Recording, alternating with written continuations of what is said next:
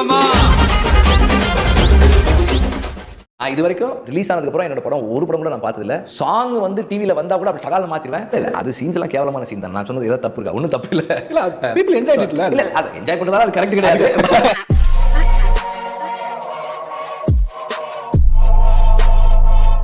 அவன் போகும்போது should feel that என்னடா படம் நான் எப்படி ஒரு படம் எடுக்க போறேன் தெரியுமா அப்படின்னு நினைச்சிட்டு போகணும். That's the point. அந்த தாட் ஒரு ஸ்டூடெண்ட்டுக்கு வரலன்னா அப்ப நம்ம வந்து சரியா சொல்லி கொடுக்கலன்னு.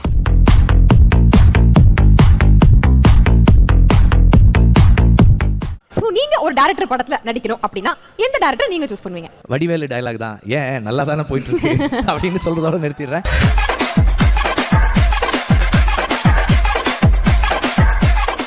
ஃப்ரீ டைம்ல ஜாலியா இருக்கணும்னா என்ன சார் பண்ணுவீங்க நீங்களா? நாங்கெல்லாம் எப்போதுமே ஜாலியா தான் இருப்போம். என்ன ஒண்ணு எங்க ஜாலியோட லெவல் இது. இவ்வளவுதான் எக்ஸ்பிரஸ் பண்ண முடியும். அவ்வளவுதான். மதுரை ஸ்லாங்ல ஒன்று சொல்லுவாங்க, மேனுஃபேக்சரிங் டிஃபெக்ட்னுவாங்க. அந்த மாதிரி தான் இது.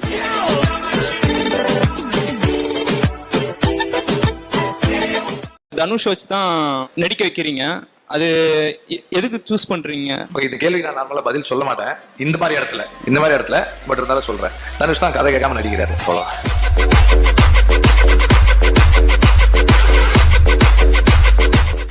ஸோ இப்போ இருக்கிற இந்த 2K கிட்ஸோட கதையை படம் பண்ணணும்னா மோஸ்ட் ஆஃப் த லைஃப் வந்து மொபைல்லையும் இல்ல அந்த மாதிரியான விஷயங்கள் இருக்கும்போது அதை எப்படி சார் ஸ்கிரீனுக்கு டிரான்ஸ்லேட் பண்ண முடியும்? அது தெரிஞ்சு அந்த படமா எடுத்துக்க மாட்டோமா?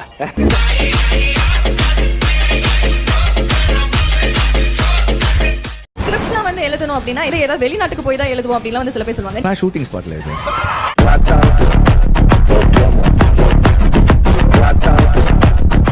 சோட்டா பீம் பண்ணல நான் பண்றேன் அப்படின்னு சொல்லிட்டு பண்ணது இல்லைங்களா? அப்படின்னும் போது ஒரு சாங் வருதுன்னு வச்சுங்களேன், அதுல வந்து ட்ரெஸ்ஸஸ்லாம் வர மாதிரி இருக்கும். அது பார்த்து குழந்தைங்க பழகுது. அதை பத்தி உங்களோட இருக்கு.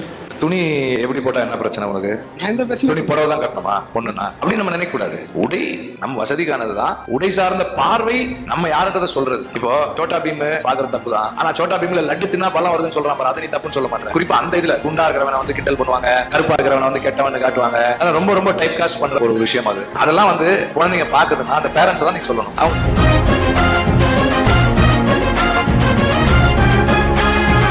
You spent time as an associate director with Balu Mahendra. Now, at what point did you realize I am ready to go and make my film? Even before I could start working with him, I was thinking that I'm ready to make a film. That's what I was thinking.